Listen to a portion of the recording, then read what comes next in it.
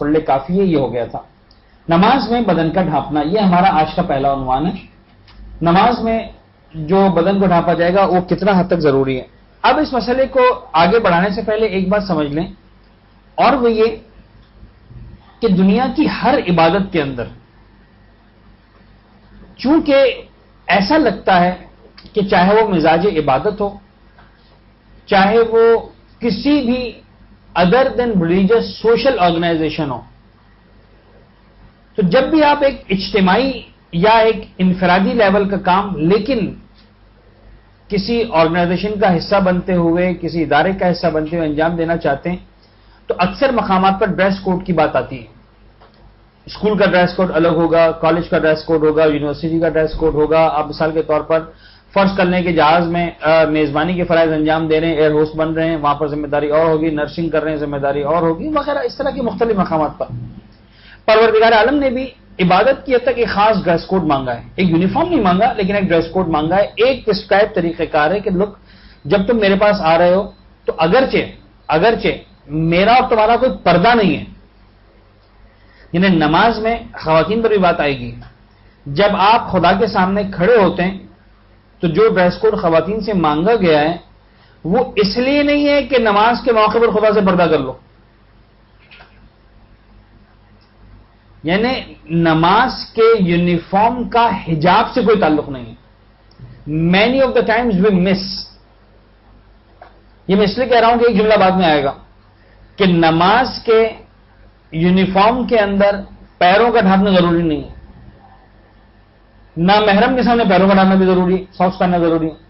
تو بہت سے لوگ گڑبڑ کر جاتے ہیں اس کے اندر کہ مولانا صاحب یہ کیا بات ہوئی، اللہ کے سامنے پیروں کا پردہ نہیں ہے اور غیر خدا کے سامنے غیر پیروں کا پردہ۔ پاپا خدا کے سامنے تو پیروں کا کیا، بدن کا کہیں کا پردہ نہیں۔ یعنی بہرحال دن میں چند لمحات تو ایسے ہوتے ہیں کہ جب ڈریس چینج کر رہے ہیں یا شاور لے رہے ہیں یا کچھ بھی ایسا کام کر رہے ہیں تو آپ جو ہے مکمل طور پر بے لباس ہوتے ہیں۔ تو خدا تو 24 گھنٹے حاضر و ناظر ہے، ایسا تو نہیں کہ نماز کے موقع پر خدا آتا ہے بعد میں استعفیٰ دے کے چلا جاتا ہے، ایسا تو نہیں نا، سیدھی بات ہے۔ تو وہ پروردگار سے پردہ نہیں ہے آپ کا، وہ نماز کا ڈریس کوڈ ہے، وہ نماز کا پروٹوکول ہے کہ نماز کے وقت ایک عورت کو کم سے کم اتنا کور ہونا ضروری ہے، چاہے دنیا کا کوئی بھی مرد اس کے سامنے ہو کہ نہیں ہو۔ یعنی اس کا نامحرم سے کوئی تعلق نہیں ہے، اس کا خدا سے کوئی تعلق نہیں ہے، اس کا ایک نماز اپنی ایک عبادت سے تعلق ہے، چاہے آپ کسی ایسی جگہ پہ نماز پڑھ رہے ہیں جہاں کسی انسان کا گزر نہیں ہے۔ اسی طرح مرد کے لیے ایک خاص پروٹوکول ہے، باقی حالات میں کوئی نامحرم سامنے نہیں ہے، فرض کر لیں کہ آپ بالکل پرائیویٹ کنڈیشن میں ٹھیک ہے، آپ بے لباس بھی، کوئی فرق نہیں پڑتا، شریعت آپ کو پابند نہیں کرتی کہ 24 گھنٹے کچھ نہ کچھ پہن کے ہی رہو۔ بات سمجھ آ رہی؟ تو یہ نماز کا ڈریس کوڈ ہے، اور نماز کے ڈریس کوڈ میں نماز کی تمام شرائط کو آپ نے فالو کرنا ہے۔ ایک بات میں اور عرض کر دوں، اور وہ یہ کہ یہ جو ڈریس کوڈ مانگا ہے شریعت نے، یہ صرف نماز کی حد تک مانگا ہے۔ نماز کے بعد جو شرائط اس کے اندر آنے والی ہیں اس کی شرائط کی پابندی کرنا ضروری نہیں۔ میں صرف ایک جملہ کہہ رہا ہوں، مجھے پتا ہے کہ اس کو آپ چونکیں گے بھی تھوڑا سا، لیکن اچھا ہے کہ جملہ آپ کے ذہن میں پہنچ جائے۔ مثال کے طور پر نمازی کے لباس کی ایک شرط یہ ہے کہ لباس پاک ہو۔ اس کا مطلب یہ ہے کہ جب آپ نماز پڑھ رہے ہیں تب آپ کے لباس کا پاک ہونا ضروری ہے، 24 گھنٹے آپ کے لباس کا پاک ہونا ضروری نہیں ہے۔ یعنی فرض کر لیں اس کو کوئی خاتون یہاں پر بیٹھی ہیں جو مثلا فرض کریں بچے والی ہے اور نکلتے ہوئے بچے نے مثلا چند قطرے پیشاب اس کے لباس سے کر دی، کوئی مسئلہ نہیں۔ درس میں آتے وقت، کلاس میں بیٹھتے وقت، دین سیکھتے وقت لباس کا پاک ہونا ضروری نہیں، کوئی مسئلہ نہیں، آپ کا لباس نجس ہے۔ ہاں، نماز پڑھتے وقت آپ اس لباس کا یوز نہیں کر سکیں گے۔ تو اگر نماز پڑھنے کے دن میں آدھا گھنٹہ ہے تو یوں سمجھ لیجیے کہ 23.5 گھنٹہ اگر آپ کا لباس نجس ہے کوئی پرابلم نہیں ہے۔ نماز کے دوران آپ کے لباس کا پاک ہونا ضروری ہے۔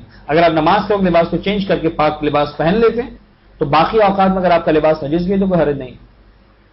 اس مسئلے کا فائدہ کہاں پر ہوگا؟ یورپ میں رہنے والوں کو بہت سارے مقامات پر اس طرح کے مسائل پیش آتے ہیں۔ مثلا وہاں وہ کئی بار ایسا ہوتا ہے کہ ایسا لباس خریدتے ہیں کہ جس پر مثال کے طور پر ٹیگ لگا ہوا ہے، اور وہ ٹیگ بھی ہے کس کا؟ لیدر کا۔ اب یہ لیدر کا جو ٹیگ لگا ہوا ہے اور اگر فرض کریں اوریجنل لیدر کا ٹیگ ہے اور اس بات کا امکان ہے کہ ہاں یہ نجس مانا جائے گا، میں اس کو اس مسئلے میں نہیں جا رہا، لیکن فرض کریں کہ نجس مان لیا گیا، اکثر اوقات نجس مانا بھی جاتا ہے، اس کو نجس مان لیا گیا، صاحب یہ لباس پہن کے ہم اسکول کیسے جائیں، کالج جائیں، نجس ہے، جواب ہے کہ چلے جائیں، کیا فرق پڑتا؟ یہ کب کہا ہے اسلام نے کہ کالج جاتے ہوئے لباس کا پاک ہونا ضروری ہے؟ نماز پڑھتے ہوئے پاک ہونا ضروری ہے۔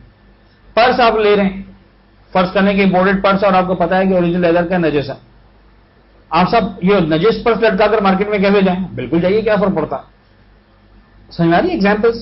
جوتے آپ نے پہنے باہر کے، لیدر ہے اور آپ کو پتا ہے کہ اس کو نجس مانا جانا ہے، سب نجس جوتے پہن کر ہم کیسے جائیں؟ جواب ہے کہ پہن لیجیے، کیا آ رہا ہے؟ نماز کے دوران آپ نجس چیز استعمال نہیں کر سکتے۔ اس کے علاوہ اگر آپ نجس پرس استعمال کر رہے ہیں، نجس بیلٹ استعمال کر رہے ہیں، نجس جو ہے وہ جوتا استعمال کر رہے ہیں، ہاں اس بات کا خیال رکھیں کہ نجاست ٹرانسفر ہو کر آپ کے بدن تک، آپ کے لباس تک نہ پہنچ جائے کہ پتہ چلا آپ نے بیلٹ اتار بھی دیا یا فرض کر لیں کہ پرس اتار بھی دیا لیکن اس کے باوجود لباس نجس رہ گیا تھا۔ تو خلاصہ یہ ہے کہ نماز کے وقت لباس کا پاک ہونا ضروری ہے، اس کے علاوہ نجاست کی ہینڈلنگ وغیرہ میں کوئی فرق نہیں پڑتا۔ بہرحال مرد حضرات کے لیے شرمگاہوں کو ڈھانپنا ہے، بہتر یہ ہے کہ ناف سے گھٹنوں تک بدن ڈھانپیں، یہ کم سے کم پروٹوکول نماز کے لیے۔